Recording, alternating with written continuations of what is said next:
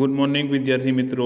આજે આપણે છઠ્ઠા ધોરણની અંદર સામાજિક વિજ્ઞાનમાં શાંતિની શોધમાં બુદ્ધ અને મહાવીર આ બે મહાન જે છે કે જેમણે ધર્મની શોધ કરી, એટલે કે જેના દ્વારા ધર્મ પ્રચલિત બન્યો એવા ગૌતમ બુદ્ધ દ્વારા આપણે જોઈએ છે કે બૌદ્ધ ધર્મ પ્રસ્થાપિત થયો, જ્યારે મહાવીર સ્વામી દ્વારા જૈન ધર્મ પ્રસ્થાપિત થયો।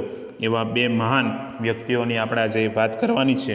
તો આપણે જોઈએ આ પાઠની અંદર કે ઈસવીસન પૂર્વે 6ઠ્ઠી સદીમાં ભારતમાં સામાજિક અને ધાર્મિક સુધારણા ક્ષેત્રે મહત્ત્વપૂર્ણ કાર્યો થયા। કે આ સમય દરમિયાન આપણે જોઈએ છે કે ઘણા બધા જે છે કે ફેરફાર આવ્યા, નવા નવા ધર્મ પ્રસ્થાપિત થયા અને નવા નવા સુધારાઓ ધાર્મિક બાબતોમાં પણ આવતા ગયા। ઈસવીસન પૂર્વે ની 6ઠ્ઠી સદીમાં સામાજિક અને ધાર્મિક ક્ષેત્રે પ્રવેશેલા કુરિવાજો, સામાજિક અસમાનતા, અનૈતિક બાબતો સામે કેટલાક મહાન સુધારકોએ કાર્ય કર્યું।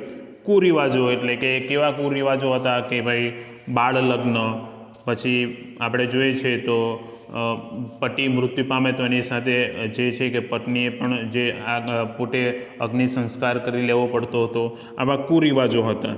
સામાજિક અસમાનતા કે ભાઈ જે છે કે ગરીબ તો ગરીબ જ, એને જે છે કે ધનવાન તો ધનવાન, તો એવી રીતની અસમાનતા હતી કે આપણે જોઈએ છે તો પછાત જાતિ, ઊંચી જાતિ, તો આવી સામાજિક અસમાનતા તે સમય દરમિયાન વધારે હતી। પછી અનૈતિક બાબતો, કેટલીક બાબતો એવી જે છે કે નૈતિક ન હતી, જે યોગ્ય ન હતી, તો એવી બાબતો માટે જે છે કે ઘણા બધા એવા સુધારાઓ જે જોવા મળેલ છે। તેમાં ગૌતમ બુદ્ધ અને મહાવીર સ્વામી એ અગત્યના જે વ્યક્તિ છે, જેમણે ખૂબ જ સારા એવા સમાજમાં સુધારક તરીકે કાર્યો કર્યા। આપણે ગૌતમ બુદ્ધ અને મહાવીર સ્વામીના જીવન, એમની સાધના અને તેમણે સ્થાપેલા માનવ ધર્મને સમજવાનો આજે આપણે આની અંદર પ્રયત્ન કરશું। તો આપણે સૌપ્રથમ ગૌતમ બુદ્ધ વિશે જોઈએ, જેમનું પ્રારંભિક જીવન કેવું હતું। તો આપણે જોઈએ ગૌતમ બુદ્ધ અને બૌદ્ધ ધર્મ વિશે જાણવા માટે આપણે જાતક કથાઓ અને બૌદ્ધ ગ્રંથો ત્રિપિટકને આપણે જે છે કે સમજવો પડે। ત્રિપિટકની અંદર પણ આપણે જોઈએ છે એના ભાગ પડે છે, કેટલા ભાગ પડે છે તો એના 3 ભાગ પડે છે, સૂત પિટક, વિનય પિટક અને અભિધમ પિટક, એમ એના 3 પ્રકાર પડે છે। તો યાદ રાખવાનું, આ તમને આગળ જતાં જે છે કે આગળના ધોરણની અંદર તમે આગળ જશો એટલે આ વિશે પૂછવામાં આવશે। તો ત્રિપિટકના કેટલા પ્રકાર પડે છે, કયા કયા? તો ત્રિપિટકના 3 પ્રકાર પડે છે, સૂત પિટક, વિનય પિટક અને અભિધમ પિટક। આવી રીતના જે છે કે એની અંદરથી આપણને બૌદ્ધ ધર્મ વિશે અને ગૌતમ બુદ્ધ વિશે આપણને ઘણું બધું એવું જાણવા મળે છે। જેની વાત કરીએ તો એની વાત કરીએ તો આપણે જોશું કે 550 જેટલા જાતક કથાઓ બુદ્ધમાં, એટલે કે બુદ્ધના પૂર્વજન્મો સાથે સંકળાયેલી છે। એવી 550 જેટલી વાતો કોની સાથે જોડાયેલી છે? એ બુદ્ધ સાથે જોડાયેલી છે। જેવી રીતના આપણા હિન્દુ ધર્મમાં પણ જે છે કે મહાભારત છે, રામાયણ સાથે એવી ઘણી બધી બાબતો જોડાયેલી છે, તેવી જ રીતના આ જે ગૌતમ બુદ્ધ સાથે પણ 550 જેટલી આપણે જે છે કે એવી પૂર્વજન્મ સાથે એવી વાતો જોડાયેલી જોવા મળે છે। તો ભારતમાં હિમાચલ ક્ષેત્ર, એટલે કે હિમાલયના ક્ષેત્રની અંદર નેપાળની તરાઈમાં કપિલવસ્તુ નામનું રાજ્ય હતું। કપિલવસ્તુના ક્ષત્રિયો શાક્ય નામે કહેવાતા હતા। તે ગણરાજ્ય હતું। આ ગણરાજ્યના વડા કોણ હતા? શુદ્ધોધન હતા। શુદ્ધોધનની પત્નીનું નામ મહાદેવી હતું। ગૌતમ બુદ્ધનો જન્મ ઈસવીસન પૂર્વે 566માં શુદ્ધોધન અને મહાદેવીના ઘરે થયો હતો। તેમનું બાળપણનું નામ સિદ્ધાર્થ હતું।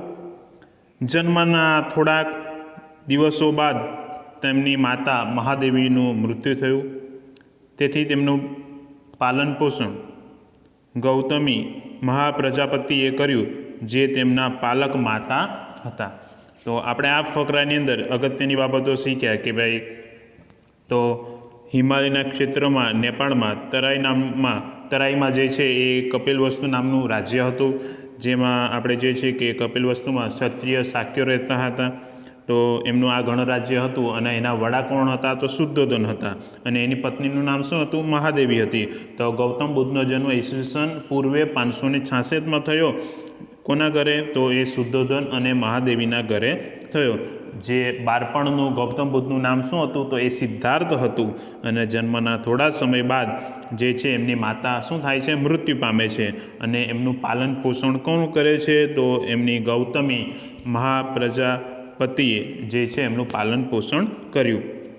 નાનપણથી જ સિદ્ધાર્થ શિક્ષણ અને જ્ઞાન સાથે સંકળાયેલા હતા. કપિલવસ્તુની બાજુમાં આલારકલામ નામના એક સંતનો આશ્રમ આવેલો હતો. આલારકલામ તેમના ગુરુ હતા. કોના? ગૌતમ બુદ્ધના. તો સિદ્ધાર્થ તેમના આશ્રમમાં જતા. અહીં તેઓ ધ્યાન ધરતા. સિદ્ધાર્થ જ્ઞાન અને સમાધિની ચર્ચા કરતા રહેતા હોવાથી તેમના પિતા ખૂબ જ ચિંતિત રહેતા. એટલે કે બાળપણથી જ એમને જે છે કે સમાધિ અને જ્ઞાનની વાતો કરતા રહેતા હતા. તો એના કારણે એમના જે છે કે પિતાને ખૂબ જ એમની ચિંતા રહેતી હતી. તેમને લાગ્યું કે સિદ્ધાર્થ સંન્યાસી થઈ જાય તો પછી શું? તો સિદ્ધાર્થના યુવા અવસ્થામાં શું કરી દેવામાં આવે છે? લગ્ન કરી દેવામાં આવે છે. અને તેમની પત્નીનું નામ યશોધરા હતું. તેમને એક પુત્ર હતા જેનું નામ શું હતું? રાહુલ હતું. તો આપણે આ ફકરાની અંદરની અગત્યની બાબતની વાત કરીએ તો નાનપણમાં સિદ્ધાર્થને શિક્ષણ અને જ્ઞાન સાથે જ ખૂબ જ સારી રીતે સંકળાયેલા હતા. કે કપિલવસ્તુની બાજુમાં આલારકલામ નામના એ એક સંતનો આશ્રમ હતો. એ એમના ગુરુ હતા. પણ ત્યાં એ પોતે અવારનવાર જયા કરતા હતા. તો એના કારણે એના પિતા ચિંતિત હતા કે એ બાળપણમાં જ જે છે કે જ્ઞાન અને સમાધિની વાત કરતા રહેતા હતા. તો એના કારણે એમના જે છે કે સિદ્ધાર્થના લગ્ન કરી દેવામાં આવે છે. અને તેમની પત્નીનું નામ યશોધરા હતું. તેમને એક પુત્ર હતો, તેનું નામ રાહુલ હતું. તો આપણે જોઈએ છીએ એના પછી તો ગૃહત્યાગ અને સાધના. લગભગ 30 વર્ષની વયે જ્ઞાન પ્રાપ્તિ અને સત્યની શોધમાં પોતાના રાજવી પરિવાર રાજ્યનો ત્યાગ કરી સંન્યાસી બનવાનું નક્કી કર્યું. અને એક રાતે તેમના સારથી છન્ન અને પોતાના પ્રિય ઘોડા કંઠકને લઈ રાજ્ય બહાર આવેલ નદી કિનારે જાય છે. પોતાના રાજવી પોશાકનો પોતે ત્યાં શું કરી દે છે? ત્યાગ કરી દે છે. અને છન્નને પોતાના તમામ આભૂષણો આપી કંઠકને લઈ રાજમહેલ જવા આજ્ઞા આપી અને પોતે જે છે કે સંન્યાસીના કપડાં ભોગવી અને જે છે કે જંગલ તરફ જતા રહ્યા. કોણ? તો એ ગૌતમ બુદ્ધ. તો આપણે આ ફકરાની અંદર જોઈએ તો આ ફકરાની અંદર તો આપણે જોશું કે એની અંદર આપણે જોશું કે આમાં શું કહેવા માગે છે. તો એની અંદર આપણે જોઈએ છે તો એની અંદર કે લગભગ 30 વર્ષની ઉંમરે જે છે કે પોતે સત્ય અને જ્ઞાનની પ્રાપ્તિ માટે એ પોતે જે છે પોતાનો વૈભવશાળી રાજવી પરિવારને પણ જે એ લોકો એ ત્યાગ કરીને પોતે એક રાત્રે તેમના સારથી છન્ન અને પ્રિય ઘોડા કંઠકને લઈને એ પોતે રાજ્યની બહાર નદી કિનારે જાય છે. અને ત્યાં પોતે પોતાના પોશાકનો ત્યાગ કરી દે છે અને છન્નને પોતાના આભૂષણો અને બધી વસ્તુ આપીને એને રાજમહેલ તરફ મોકલી દે છે. અને પોતે જે છે કે સંન્યાસીના કપડાં ધારણ કરીને એ જંગલ તરફ નીકળી જાય છે. ગૃહ ત્યાગ બાદ તેઓ રાજગૃહ અને પછી પુરુવેલા નામના સ્થળે ગયા. એટલે કે પોતે સંન્યાસી થઈ જાય છે ત્યારબાદ એ પોતે રાજગૃહ અને પુરવેલા જાય છે. અહીં 5 બ્રાહ્મણો સાથે જે છે કે તપસ્યા શરૂ કરી. તેમને લાગ્યું અન્ન જળનો ત્યાગ કરીને શરીરને કષ્ટ આપવાથી જ્ઞાન પ્રાપ્ત થશે નહીં. આધ્યાત્મક માર્ગ અને પોતાના તૃષ્ણા ઉપર વિજય મેળવવો એ જ મનુષ્યનું મોટું કર્તવ્ય છે. તેમણે 5 બ્રાહ્મણોનો સાથ છોડીને એકલા જે છે કે તપસ્યા કરવાનો નિર્ણય લીધો. અને પોતે બોધિગયા ખાતે એક પીપળાના વૃક્ષની નીચે બેસી તેમણે સત્ય અને જ્ઞાનની પ્રાપ્તિ માટે પોતે સાધના શરૂ કરે છે. અને ઘણા દિવસો સાધના કર્યા બાદ વૈશાખી પૂર્ણિમાના દિવસે તેમને જ્ઞાન પ્રાપ્ત થયું અને જ્ઞાન પ્રાપ્ત થતાની સાથે સિદ્ધાર્થમાંથી તેઓ બુદ્ધ થયા. અને બુદ્ધનો અર્થ જે થાય છે એ જાગ્રત કે જ્ઞાની થાય છે. અને પાછળથી તેઓ કયા નામે ઓળખાયા? તો એ ગૌતમ બુદ્ધના નામે તેઓ ઓળખાયા.